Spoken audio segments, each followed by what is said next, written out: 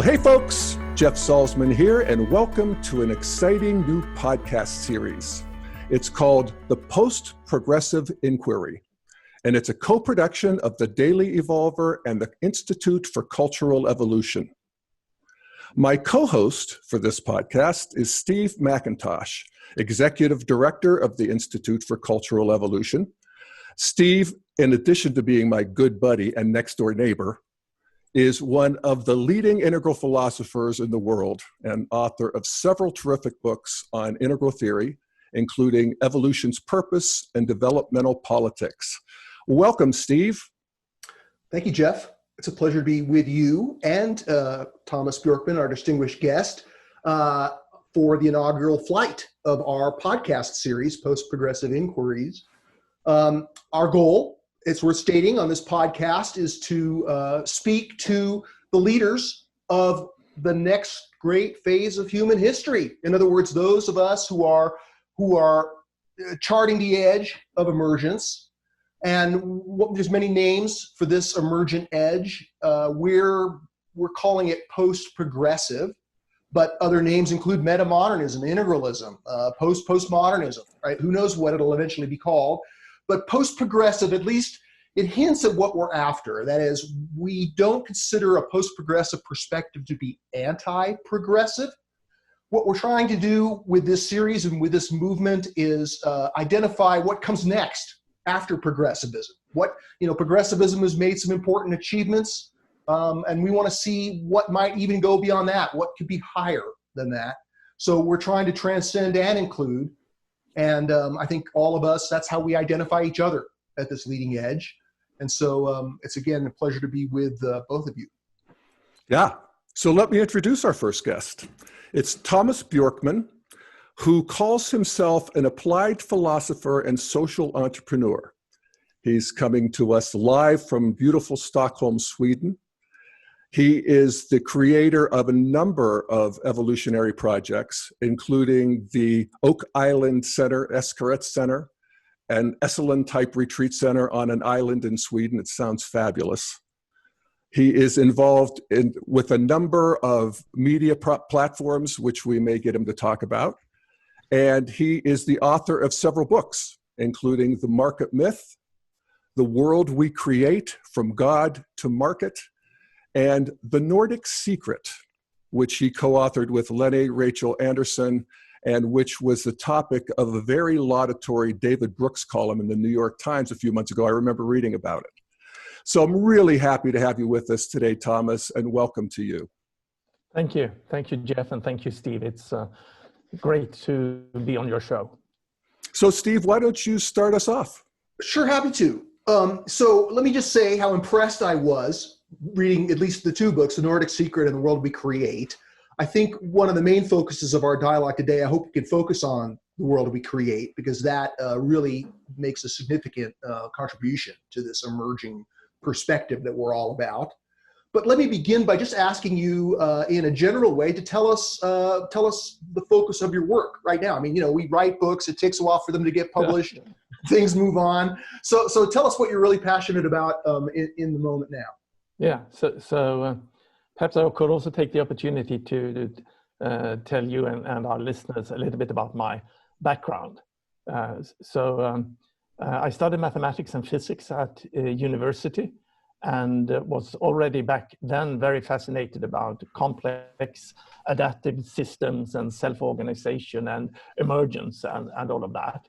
But then spent 25 years in the business world as a business entrepreneur, starting a lot of different companies and ventures in IT, property, and in banking. Started a banking business in Scandinavia in 1990 and sold that business 10 years later to one of the largest Swiss banks. And when I did that, I had the opportunity to take a pause and to think about what to do with the second half of my life.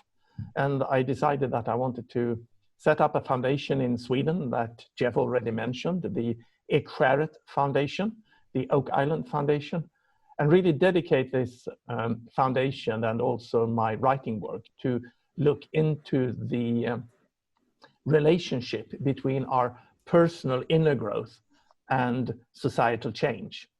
And that is still the main focus of my activities, and that is what I'm passionate about. And I should say that my passion is both very practical, so that's why I call myself a social entrepreneur. I'm constantly sort of starting new projects and initiatives, and that is what I'm good at, and I like doing that. But I'm also interested from a more philosophical, theoretical perspective of actually how this world is functioning and how we are functioning internally, our psychology, and how our internal worlds and psychology relate to the outside world and to sociology. So that field is what's interesting me, and all of my 3 books that you mentioned, Jeff, is in this area about the inner world and the outer world, and how we are now sort of rediscovering again the importance of our inner world. So, Thomas, how do you see the movement forward, and how can we best, as evolutionaries, thought leaders, whatever, be helping it along? Is it about nurturing a leading edge? Is it about embracing the whole? Of course, it's both. But how do you see it in terms of where we actually place the lever to be most helpful in moving things along? Yeah. And I think that very much depends on where we think that we are right now in the evolution of humanity and the evolution of civilization.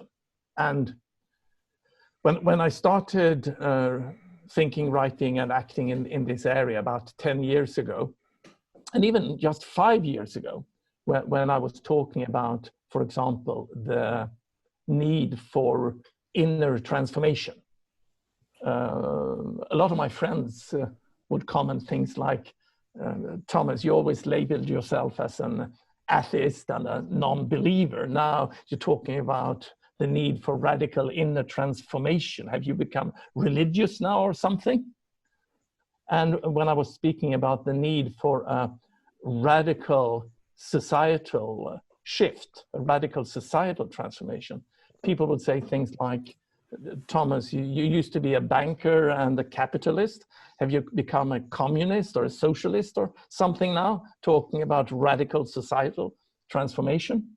And then I would hear, up until just a couple of years ago, many of my intellectual friends, and I'm sure you experience the same, saying that, Thomas, take it a little bit easy. We have our institutions. We have the market and we have democracy, and it is a bumpy road, but if we just give it a little bit time, things will sort themselves out. But I don't hear that any longer.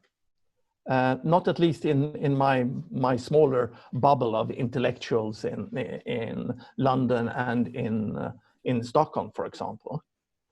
I think there is a rising awareness, at least again amongst intellectuals, that we cannot any longer just rely on the existing societal systems, like the present implementation of the market and the present implementation of democracy. I believe and hope that both the market and democracy are very efficient institutions, and I hope that we will still be relying on them in 10, 20, 50 years. But that will certainly be in a different kind of implementation of these wonderful ideas. So when you start to realize that we have come to a point in the evolution of at least the Western civilization, which is more or less our global civilization now, where you cannot any longer improve the world by just incremental improvements, then you realize that you have really come to one of these points that, going back again to complexity theory and the theory of complex adaptive systems, then you've come to what some people call a bifurcation point or a phase shift point, where the system will not be able to adjust any further by incremental improvement. You really come to a point where you are either facing a breakdown of the system, a breakdown of complexity in the system, or a breakthrough of the system, where the system steps up in organization to a more complex, but often more also elegant or even more beautiful way of organization. And I think, to answer your question, it's very much depending on how large you think that this shift that we are now facing will be, how deep this shift will be. And I could elaborate that also. Great. So, okay, some of the things that I'd love to explore with you is this emergence, this taking responsibility for human evolution, the realization that our civilization is in many ways unsustainable, but that many of the voices within progressivism, they're trying to correct that unsustainability. They're good at rejecting what came before, but not always as good at creating a space of synthesis or greater inclusion.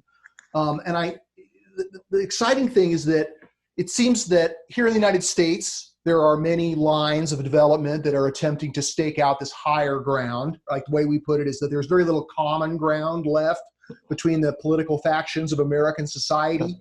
So we're trying to stake out higher ground and determine what that looks like. Yeah. And that's obviously happening in Europe too. I mean, it's very edifying to see you all emerging, in your own way. It's a kind of a distinctly European version of this next phase of development. So I'm interested in how you see the differences between American post-progressive, integral, European metamodern, integral, whatever terms we might assign. How you see some of the differences, strengths and weaknesses. Any comment about that? And then I have a follow-up.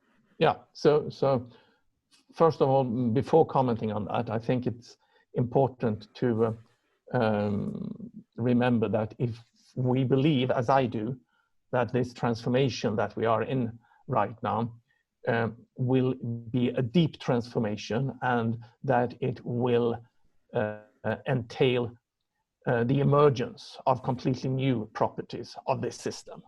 And this is nothing new. I mean, this has happened many, many times throughout history. The last time we went through such a deep transformation in the Western civilization was during the Enlightenment, when we went from a dogmatic religious worldview and a feudal societal system into a rationalistic scientific worldview and a modern industrial society. But in those shifts, new emergent properties have always risen. And I think that is what we are going to see here now as well. So if we are going through an emergent process, then per definition, we cannot know what will be the outcome of this process if it manages to organize itself on a, again, higher, more complex, more elegant, and perhaps even more beautiful way of organization. So we cannot really manage this transition. We cannot really plan the transition. And I think that is one of the main limitations of many of the progressive movements that we see right now, both in the US and in Europe, that there is still a belief that we can actually plan and manage our way into the new society and even intimidate ourselves and each other into a new society. And I don't think that is possible. I don't think that is possible. So then should we then just give up and trust the systems, the market and democracy and all of that to take us that? No, I think that's evident that we cannot do that either. So then going back again to complex system science and looking generally on complex systems that are in a phase transition like this or at a bifurcation point, what could one generally say about at least increasing the odds for a positive outcome of the emergence, increase the odds of a breakthrough rather than a breakdown.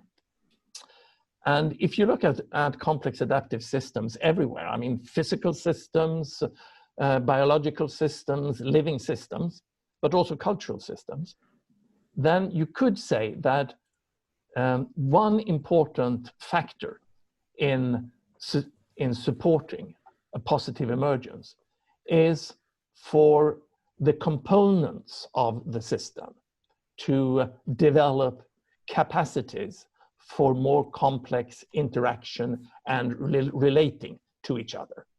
And from this individual ability to relate in more complex ways, that ability will then have emergent effects on the system. So translating that to our human cultural system, that would mean that the best thing we could do today to increase the odds is to help us individuals evolve capacities for more complex and deeper relating, not only to each other, but relating to ourselves in more complex and deeper way, relating to each other in more complex and deeper way, relating to society and relating to the planet and our environment in deeper and more complex ways. And that is what I mean by consciousness development, or development of our mind and our heart and our body, to deepen these capacities for relation. And the good news is, of course, that, first of all, this is nothing new. This is what many of our world religions have been on to for thousands of years, and indigenous traditions and other. But for me, coming more from a scientific background, the best news for me is that contemporary adult developmental psychology clearly shows that these capacities for relating, understanding, sense-making, compassion is not something that we are given with from birth with a certain amount of these capacities, but all these capacities, or most of these capacities, we are actually able to cultivate and to deepen throughout our life, and that this is a process that goes on throughout our whole lives, and that this process can either be hindered by the environment or supported by the environment. And that is why I put so much emphasis in both my writing and in my projects on supporting these kinds of development of these capacities. Yeah, I have to say, I love that.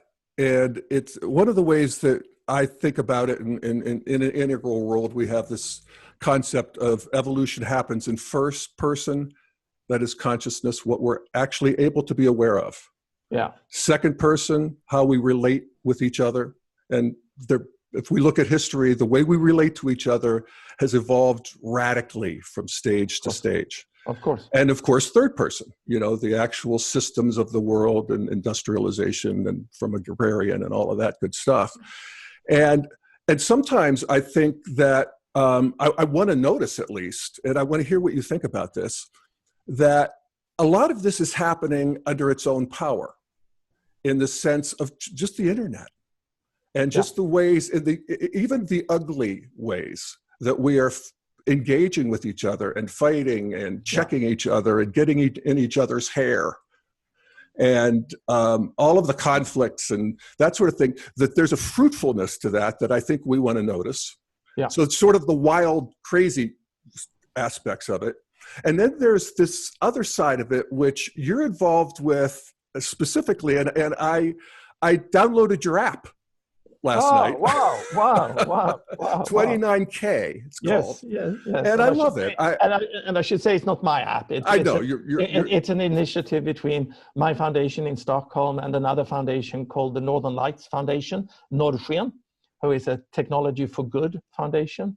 Yeah. And we have created this non-profit, open source, co-created digital platform to support this evolution of these capacities, or the evolution of consciousness, or whatever you would call it. Yeah, wonderful. Thank you for and I love it because you're creating an app where people can get together I'll actually ask you to describe it, but it's a very well-engineered, intentional way of moving the ball forward in this first and second person. And so I want to note it. Thank you. So first of all, I should mention that I'm a strong believer in the power of places and the power of nature and the power in the authentic, in real life meeting. And that's, of course, why my foundation has established our own retreat center that you described on an island 2 hours outside of Stockholm. But meeting in person, doing personal development retreats out in nature is, again, I think the absolutely best way to do this. But it is expensive and it doesn't scale.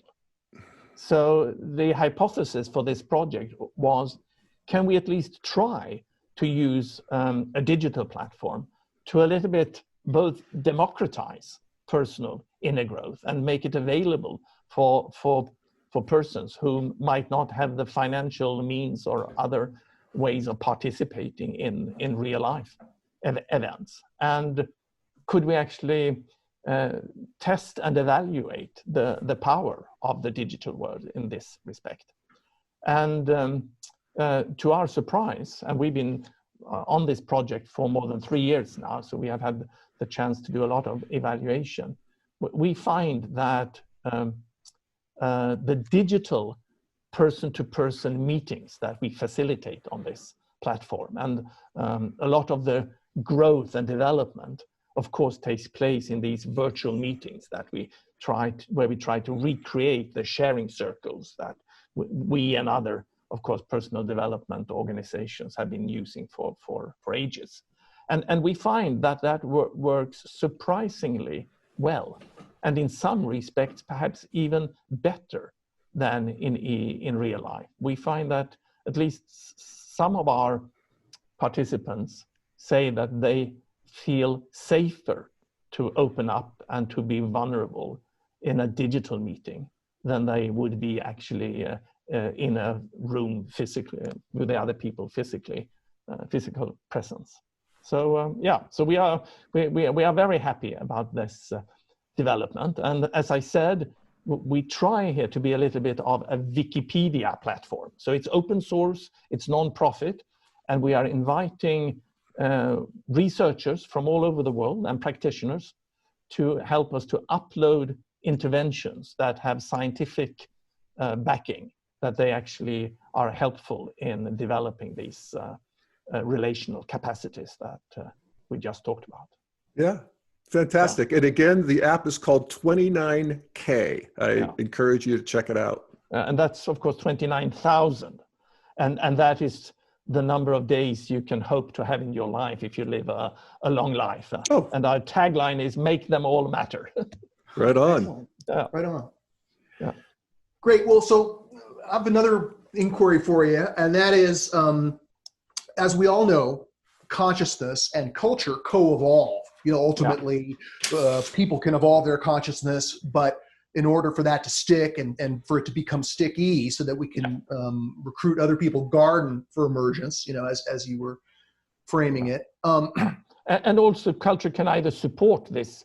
I mean, it's one thing is that with the culture, you are starting from a certain level. We do not need to start every generation from Stone Age level. We are starting a little bit higher, hopefully. Yeah, hopefully. Even if it doesn't feel like that nowadays, but hopefully, right. We are starting every generation a little bit higher. So in that respect, culture helps. But then culture is also sort of very much, if you're not going to one of these participating in one of these programs or retreats, then it's really the culture that is supporting you in this evolution, or stopping you or hindering you in this evolution. So some cultures can be more supportive than other cultures to this life journey. That's exactly kind of plays my point of that.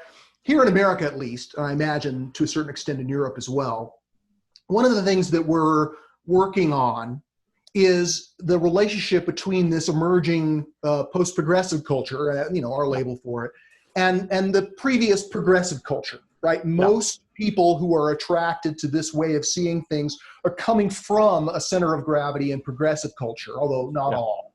Yeah. And yet we find that many people who are participating in that culture or attempting to show up and be part of this emerging new culture are still very much rooted in progressive culture. And while some see it as a seamless continuum, you know, we're just kind of a maturing form of progressivism, we're also noticing the need for a bit of a dialectical separation, right? A little bit of pushing off and distinguishing between progressivism and post-progressivism.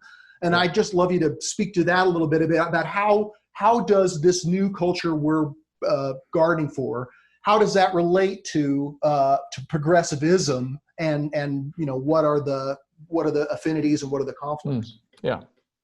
So first of all, I think that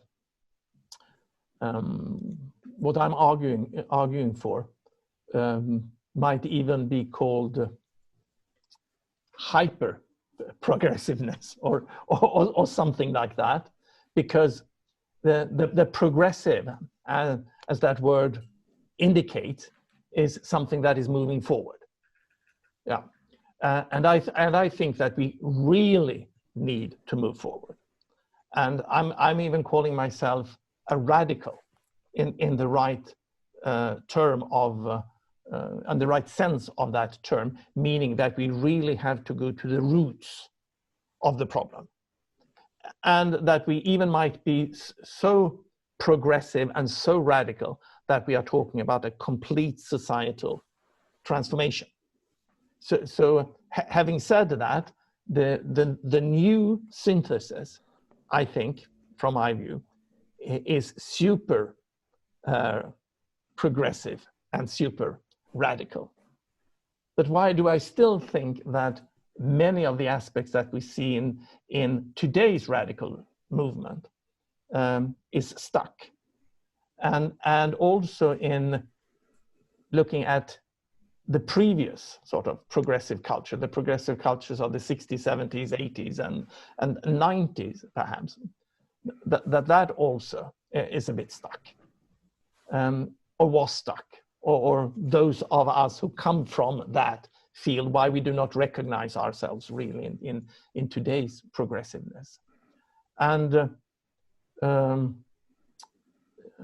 the progressiveness of the 60s, 70s, and the 80s, that was very much a progressiveness, still a progressive movement, still within the modern or the modernist worldview. It being incremental and still a very, in some way, idealistic and ideological project. And certainly with a linear theory of change, rooted a lot in science, political science, like Marxism and those parts. And when we understood from the postmodern philosophers that this was really a limiting perspective, including the Marxist sort of scientific understanding of history and the progress of technology and society, then we entered into this postmodern space where you have a very strong and very effective critique of the modern way of seeing the world and pointing out the limitations of the modern worldview. Also very correctly pointing at the hidden power structures in society and the important role of culture and of language. But at the same time, the more extreme forms of postmodernist thinking deconstructs everything, and you end up in a very relativistic space where you are really deconstructing all value hierarchies, all hierarchies, power hierarchies, developmental hierarchies, value hierarchies. And when you do that, you lose, both as an individual but also as a society, you lose your compass.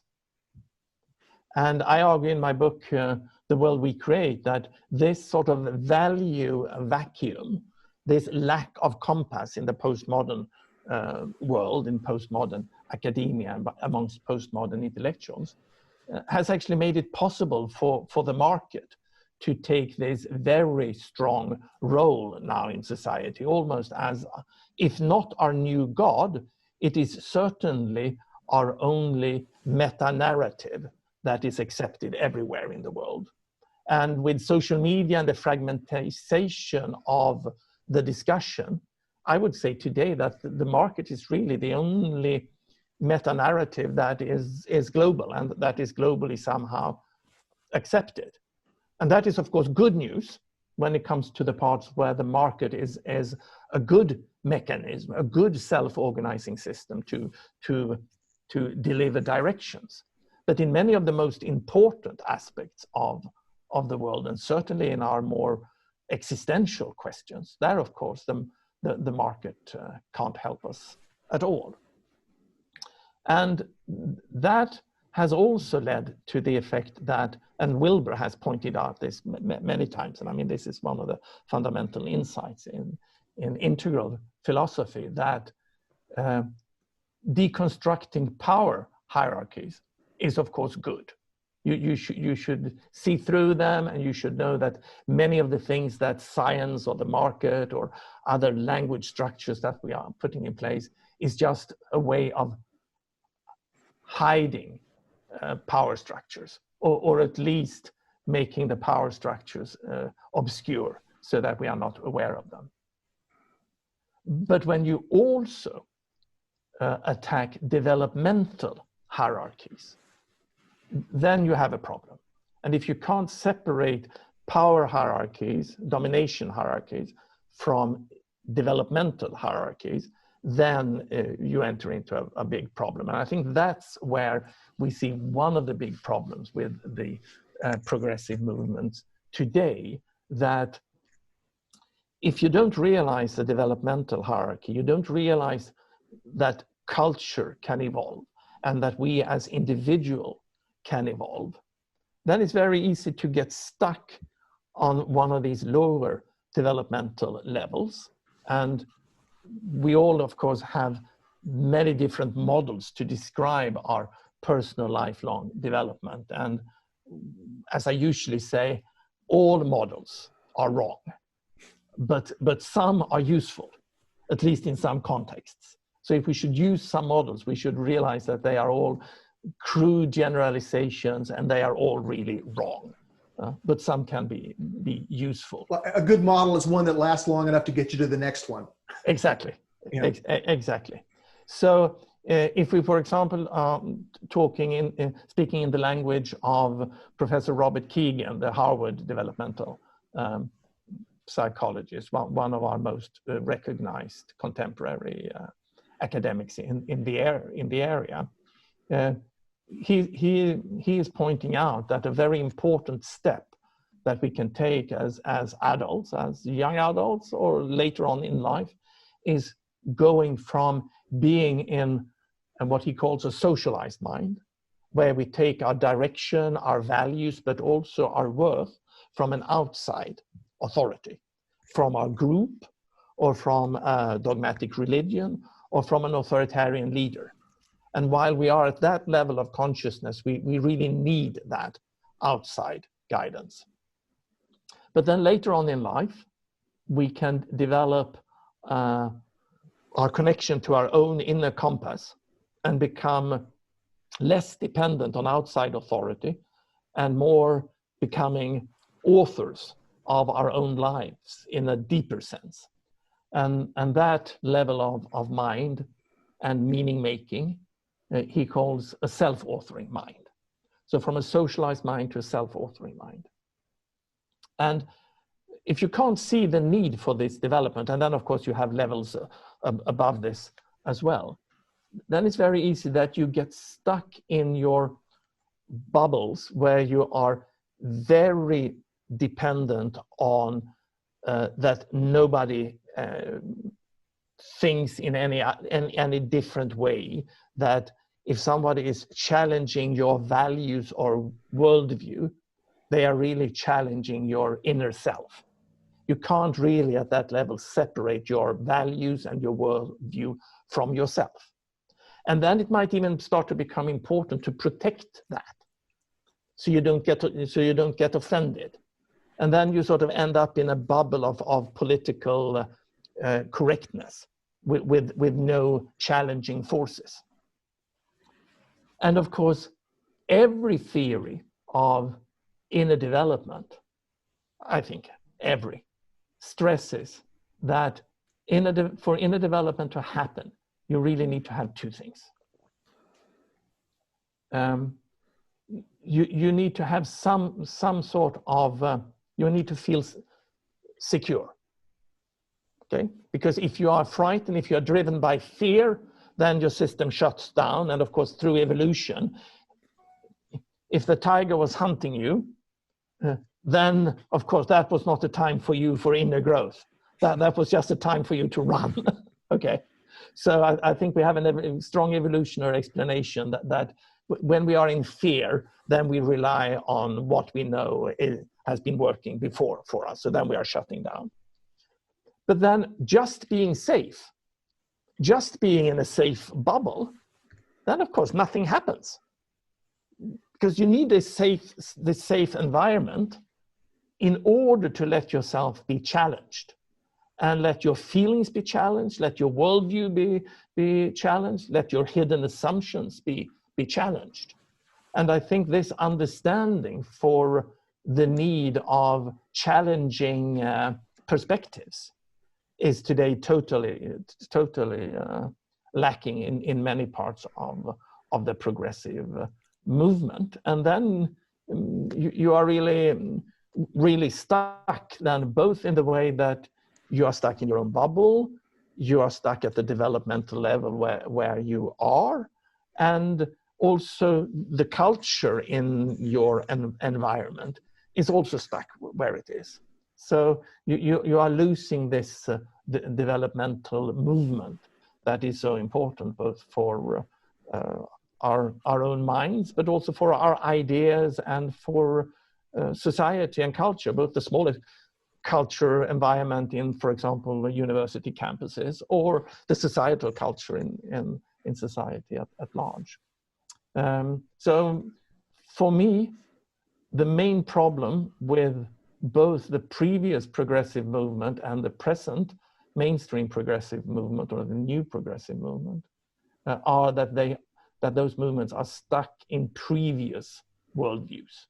The first one stuck in the modern worldview, and the other one in the postmodern worldview.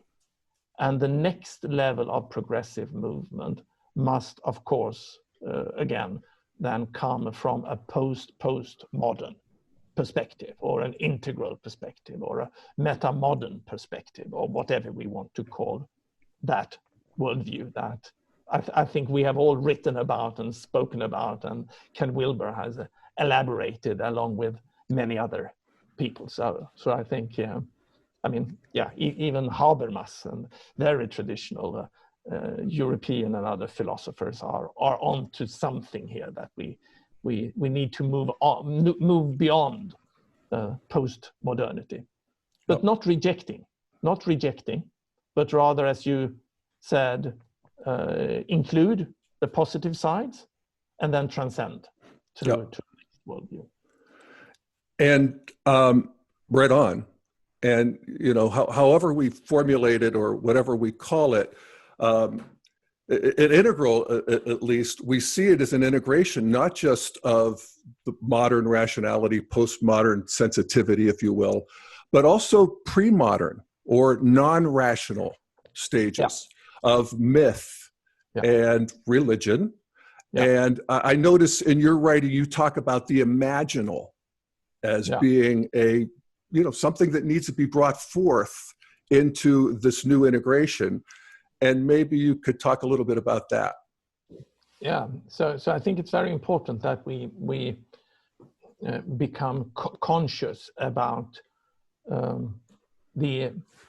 how dependent we are on, what shall we call it, societal culture in a broad sense. And if, when we are in one of these deep societal transitions, again, depending on how deep it will be, we will need new tools to understand these deeper layers, both the deeper layers in society and the deeper layers in ourselves. And we also need to look deeper back into history to see what is going on and what has happened. We need to understand what happened during the Enlightenment period, but also going back perhaps as far back as to the Axial Age, some 500 years before Christ, when all the main world religions were first conceived. And that might have been an even deeper transformation of humanity, the axial transformation. And when we have these understandings of deep history, of deep psychology, that's why Jungian psychology, for example, starts to become interesting again. We are starting to talk about and discover the archetypes of our mind, very deep evolutionary residuals in the bottom of our mind, and how they play a role in myths and in the stories, and how we are so dependent on these characters and myth to holding our society together. Even in modernity, we have these myths that are holding society together, but we haven't really understood the value of them, because the myths are not true in any scientific way, but they hold deep truths about humanity in some way. But then in the same way, we need to also in sociology go below this more shallow surface sociology that is helping us to understand how society develops from one year to another, or perhaps from one decade to another, into deep sociology. And if you look into deep sociology, you are even looking below culture and ideology. And then you come to concepts like our collective imaginary that you were referring to. And that is really all the deeper hidden assumptions, metaphors, understandings, thought models that we all take for granted and even underpins our culture and our institutions. And becoming aware of the importance of these collective imaginaries and understanding how they evolve and how they are human creations. But they are so natural to us that the standard metaphor is that our collective imaginary is to us like water is to the fish. I mean, we're just swimming in it. We can't see it, and we need to make a real effort to just become aware of it. But once we become aware of it, then of course that increases our freedom to also be able to change it. But a bit scary thing here with the collective imaginary, just like many other of our phenomena in our socially constructed world, is that they meet us individuals as some sort of objective truth, whereas we on a collective level, we have freedom to change them.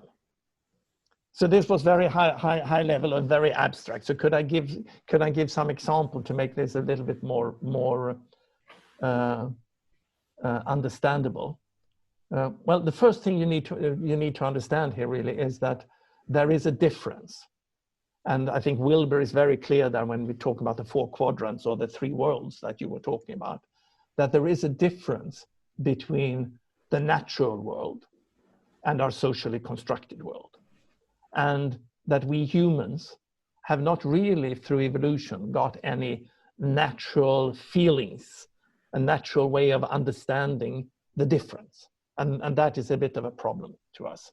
So, example, for me as an individual, I am in today's society completely dependent on air, oxygen to breathe, and money to survive. And for me as an individual, I think I could even say that I'm equally dependent on oxygen and money. I can't do without them.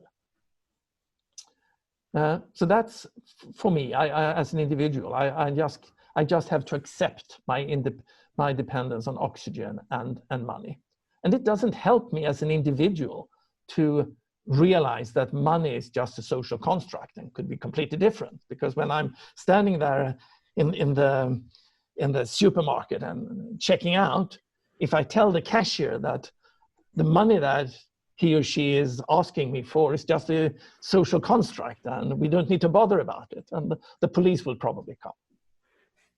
But then if we look at this on a collective level, even if we got the whole of humanity together and decided that we as humanity, we would not like to be dependent on oxygen any longer, we couldn't do anything about that. Even as a collective, we have to accept our dependence on oxygen. But of course, if we got the whole of humanity together, or even just a nation state together, and said that we don't want to be dependent on money any longer, we want to find another way to allocate the goods and services in society, then of course money could be gone tomorrow. But the sad thing is that in many times in our political world, we seem to confuse these things. So for example, the planetary boundaries of our planet, we think that they are up for negotiation, whereas the market forces we just have to obey, when it's of course the opposite. But in order to change this collective imaginary and this social reality, we need to act collectively. And for that, we need collective sense making. And I think that that is exactly what we see today breaking down. The collective sense making and the collective agency, our ability to use this collective freedom. And then of course we end up just becoming collective prisoners, all of us prisoners in a dysfunctional collective imaginary. And I think that's where we are right now. Sure. Well, thank you. That was an excellent description of this idea of the imaginary, which overlaps somewhat with the idea of worldviews, which is kind of the concept. But maybe it's got more archetypes in there. The worldview is part. Our worldview is part of our collective imaginary. Sure. Yeah. But so just to ask you another question here, one of the exciting things that I see about what's emerging in Europe and what's emerging here is that there seems to be so many similarities, right? Even though, we're reading each other to a degree, we're dealing with different life conditions, right? Here in the United States, the social fabric is just really torn. We're hyper-polarized. See some of that in Europe, but not as much. It's starting in Europe as well. Absolutely. So one of the things that I'd like you to speak on is, at least for now, as we're gardening for the emergence of this next step in culture, for the near term, even if this form of culture is to emerge robustly, it'll still be distinguishable from other major blocks of culture, right? We're not going to get the entire society to wake up in one fell swoop. And so as we work out this culture and notice and discuss the agreements and disagreements between our transatlantic emergence here, one of the things I'd love to have you talk about is the agreements that we're trying to stake out that define this culture. In other words, there's clearly a degree of pluralism. We're not all going to believe exactly the same thing. I mean, there's inevitably going to be differences, but it's not going to be as much of an anything goes cultural agreement structure like we see at earlier levels. So, for example, just to take one area of agreement, secularism and metaphysical pluralism. I'm just love you to speak a little bit about how you see this space. How much room is there for differences? How secular is it? What does it mean to be post-secular? Just give us some of your thinking around that. No. In other words, Thomas, have you become religious? and the answer is yes and no. Okay, good. Yes and no. I have I have understood the evolutionary aspects of religion, and that the religion can be interpreted on many different levels of complexity and understanding. And of course, on the more basic levels of religion, I'm totally still an atheist in the meaning that I do not believe in any way in an intervening God or of any sorts. And I don't think that we can find any or all our truths, or perhaps some truths, but not all our truths, in a 2,000-year-old book or a 1,000-year-old tradition. Having said that, I just mentioned that we need to look into deep history, deep psychology, and deep sociology in a way that we haven't done the last 50 years. I mean, these subjects were even a bit suspicious in academia up until very, very recently. In the same way, I'm seeing, and I'm not the only one pointing this out, that both philosophy and theology is now again starting to become relevant. And that philosophy is not just something for philosophers at Oxford, Cambridge, or Harvard to be dealing with, but it actually becomes important even for us more normal humans to understand and navigate these deep transitions. And if these transitions become deep enough, and if it really goes all the way down or all the way up to our meta-narrative, that some sociologists even call our sacred canopy, the outer limits of our social understanding. The horizon of transcendence, as Taylor puts it. Yes, exactly. If you are going to contemplate that, if you're going to try to transcend that or change it or critique it, and that's why it's a sacred canopy, because it's almost impossible to critique it from within the system, and by definition you can't move outside the system. Then you come to the theological questions, because theology is ultimate, at least on a higher level of complexity and consciousness, about exactly those outer limits of our human existence, the human being. So yes, I become at least a little bit more interested in theology nowadays than I was 20 years ago. But please remind me again the question. I lost the question. Oh, sure. Well, in other words, let me just frame it another way. We want to tune in to how you all are thinking over there, and we want to sort of get a synchronicity going between our transatlantic forms of emergence. And we want to have a degree of pluralism among our different... Yes. Okay, that's it. I got it now. We eschew magical thinking. We don't want to confuse myths for literal reality. We want to transcend religious conceptions of the world. But we also want to create a cultural space that does retain a degree of spiritual pluralism. Well, absolutely. And allow for different perspectives on what's real.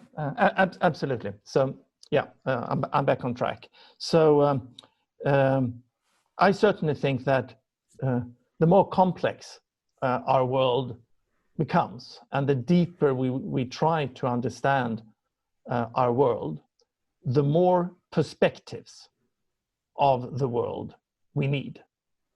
We shouldn't confuse that with a postmodern myth that all perspectives of the world are equally valid.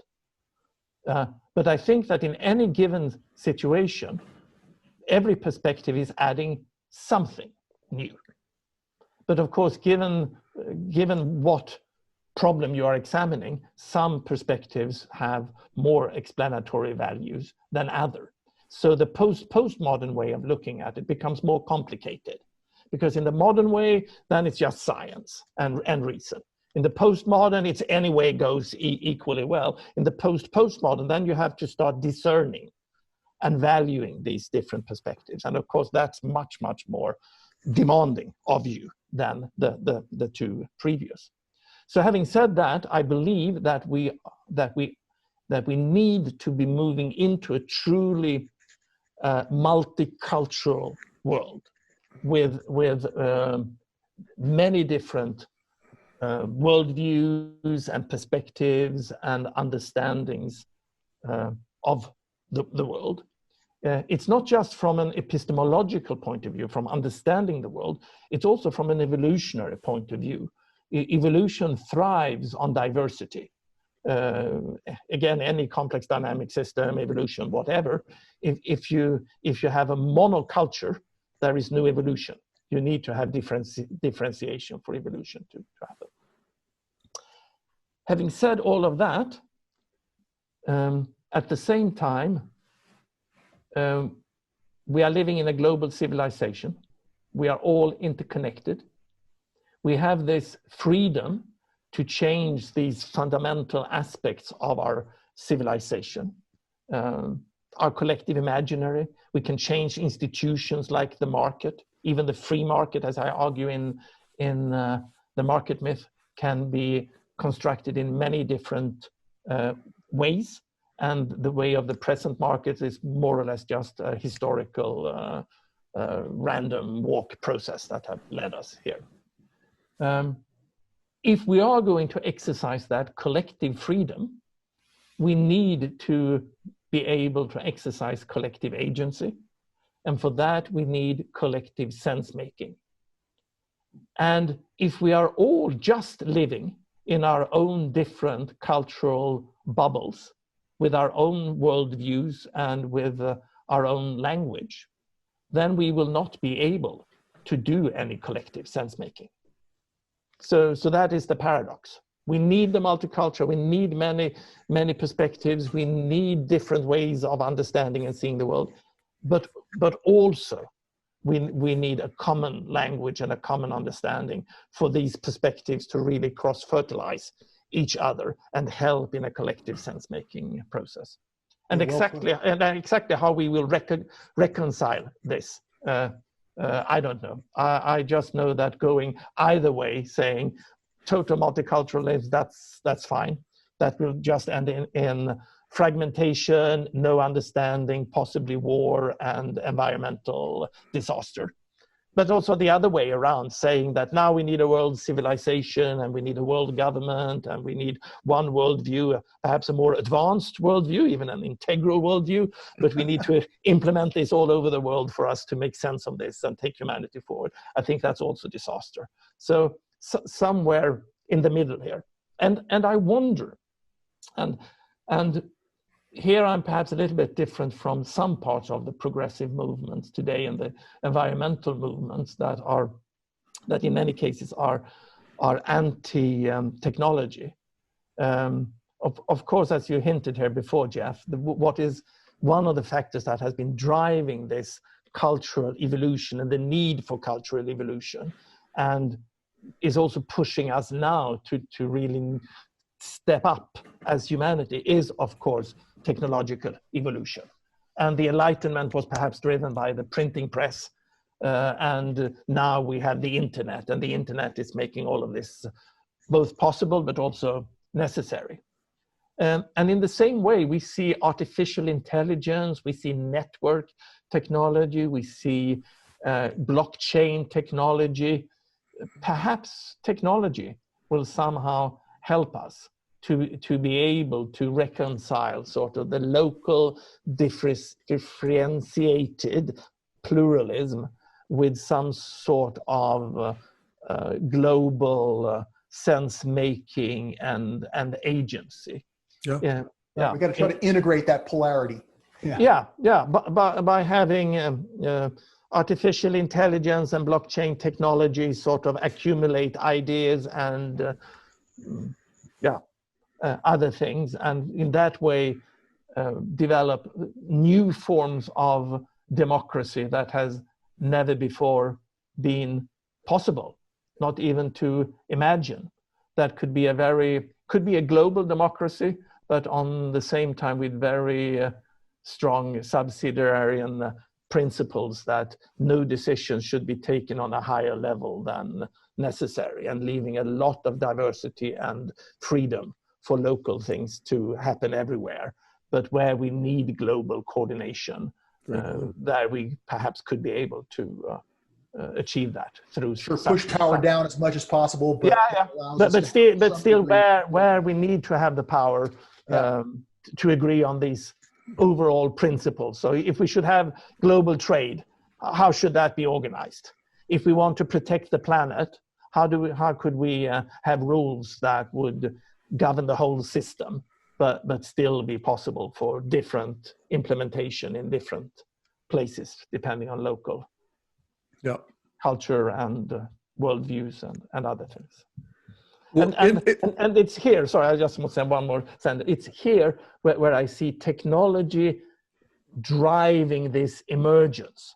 And we can already now see what these new technologies might be able to achieve in 5 or 10 years. But 5 or 10 years from now, these technologies will have evolved so much that we cannot even dream about today what will be possible in 10 years. So that's why I also believe that we will have to trust the process somehow, but increase our wisdom, increase our individual wisdom and our collective wisdom to make the best use of these technologies. Well, along those lines, you said something a few minutes ago, Thomas, that caught my ear. And that is that Sweden is following the U.S. into polarization, and we're used to following you. Yeah, you're the ones who were half a step or a step ahead of us, from an integral perspective. We still are. So what's going on? We still are, and more than a step.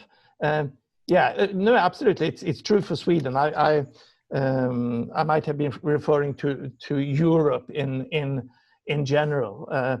I have my main, I'm in Stockholm at the moment, but I have my main residence in London, and in the UK we are certainly seeing this polarization rising rapidly. But I shouldn't deny that it's happening also in the Scandinavian countries. So whatever we had here in Scandinavia, I think we are losing it a little bit, and that is what my friend and colleague Lena Andersson and I are elaborating in our book, The Nordic Secret, that you were referring to, where we are talking about how this understanding of the relationship between our inner personal development and societal change, how that understanding was widespread amongst intellectuals and politicians in all the Scandinavian countries 100 or 150 years ago. And they got these ideas of our inner consciousness development and the development of culture from the German idealist philosophers like Schiller, Goethe, Herder, von Humboldt, and Hegel. Those philosophers, they all argued against the Enlightenment philosophers' view of our mind as a rational machine, this sort of fixed consciousness. No, they said, no, our mind is an organic, evolving system that can develop throughout life, and that process of consciousness development can be supported. And it's important to support that consciousness throughout life, both for the individuals to be able to manage in a more complex world and to thrive, but also, and not the least, for society and for the evolution of society. And these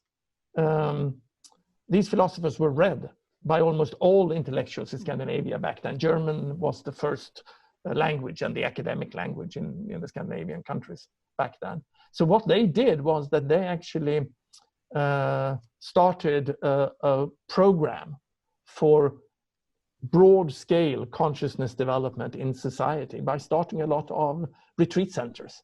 I jokingly sometimes call them. And by the turn of the last century, year 1900, there were 100 centers in Denmark, 75 in Norway, and 150 in Sweden, where young adults, later on with full state subsidy, could spend 6 months in retreat with the expressed aim of taking this step that I was referring to before, from a socialized mind to start becoming more self-authoring, to stop being dependent on an outside authority, on religion or a dogmatic leader, and start to become authors, both of your own life, but also then conscious co-creators of the new society. And back then, of course, it was the creation of modernity.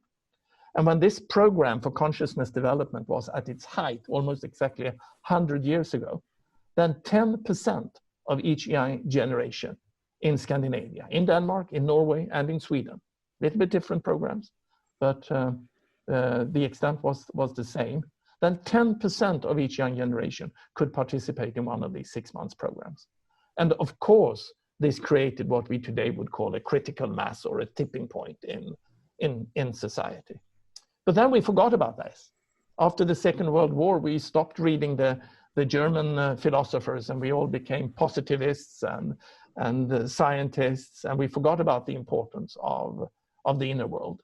So we still see the positive effects of this on society. And you were referring to David Brooks' article in the New York Times, where he elaborates a bit on this.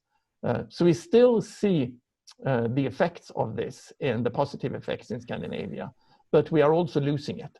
And today in Scandinavia, if you speak about the importance of consciousness development, that to the general person, even the general intellectual, sounds quite new age and esoteric, really? Or even spiritual or religious, and nothing really for us to be focusing on in the political world.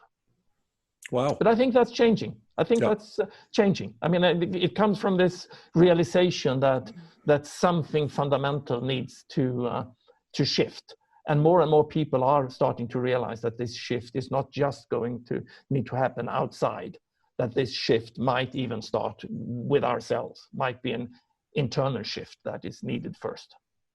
And so do you see your center on Oak Island, which we talked about a little bit? I mean, do you see that as modeled a little bit on these centers from... The interesting thing is that I was not aware of this Scandinavian history, and that's why we call it the Nordic secret. I mean, it's even a secret for ourselves, because we have so completely forgotten about it. We know that these centers existed, and many of them still exist. But today, we look upon them also from a historical perspective as adult educational centers. We lost the notion that they were really formed, yes, to a certain extent for education and learning about new technologies and organizing society and things like that. But the main focus was on the more vertical aspects of our inner development. And that aspect has been completely forgotten. So no, I didn't know about this, and I didn't even know about Esalen when I started this center. But I very soon realized that I was reinventing the wheel, because people pointed me to Esalen, and I've been to Esalen many times and enjoyed their programs and their beautiful nature that I certainly believe is transformative just by itself. But also that I was reinventing the wheel a little bit, just looking back at the Scandinavian history, that this understanding of the importance of inner development for societal change, that was really back in our DNA in Scandinavia. And I was not aware of that until Lena and I, 5 years ago, started to do the research for this book. Yeah. Oh. I have a question, just sort of an up-to-the-minute question about what's going on in Sweden. How are you folks doing with COVID these days? That's interesting. That's interesting. I know you were sort of running your own sort of project. A little bit. And I think you could easily understand this from this developmental perspective that we've been talking about. These programs and other things in Scandinavia has made it possible for us to still have a society that is very much run on trust. So we actually still trust our government, that the government is at least trying to do the best for us. And I think the government still trusts the majority of our citizens. And I think that this rather radical or different response to the COVID situation has only been working, and it has been working, I must say. It has been working in Sweden because of this existence of trust in both directions, and it wouldn't be easy to replicate somewhere else. But I did notice during the spring the difference in response between, for example, London and Stockholm, and that the compliance in Stockholm by the population just based on recommendations. Stay at home, don't go out unnecessarily, don't go to restaurants, try to work from home. The compliance to those just recommendations were better in Stockholm than the compliance to the legal requirements in London. So yeah, I think this worked. Then at the same time, we had very vulnerable systems as well. So we did have a lot of unnecessary death in our care centers for old people and so on. But that was more due to those systems being too fragile. They were too efficiently optimized and were working when the system was not under stress. But as soon as the system came under stress, there was absolutely no slack in the systems that could absorb any of that, and that made it possible for the virus to penetrate those institutions, and that had a devastating effect. But no legal interventions could have helped there. Yeah. Well, fascinating. And yeah.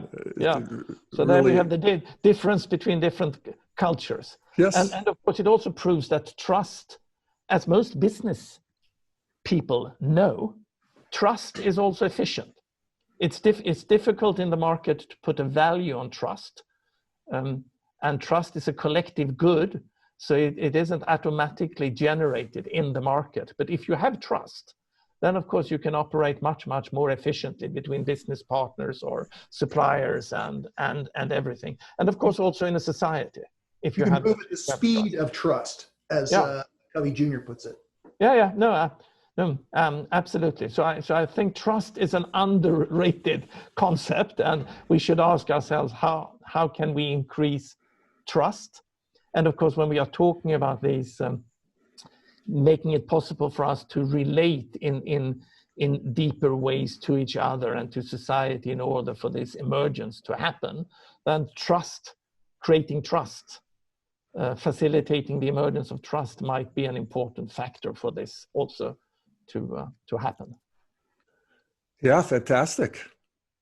Well, I really appreciate what you bring into the party, Thomas. Steve, any closing questions or comments? Well, I just want to say how grateful I am for your work and how pleased I am to see this way of thinking emerging strongly in Europe and the affinities that we have. It's very confirmatory, that we're not here by ourselves, that other people are recognizing the same things that we are, and looking forward to further collaborations in the future.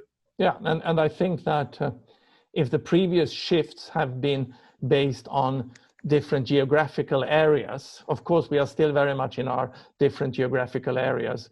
Some things are happening in the US, some things in Europe, other things in Asia. But I think that this awakening that is happening right now is actually a global phenomenon, and that internet is making it possible for this awakening to happen. So it's right now a very, very thin layer of awakening that is happening, but it's happening globally, and we are all in contact with each other. Of course, we could have more contact with South America, Africa, Asia. It's mainly in my bubble, European, US, and even European West Coast American bubble, a little bit East Coast as well. But I'm very certain that through internet and the new communication, this will be a global process that we will see.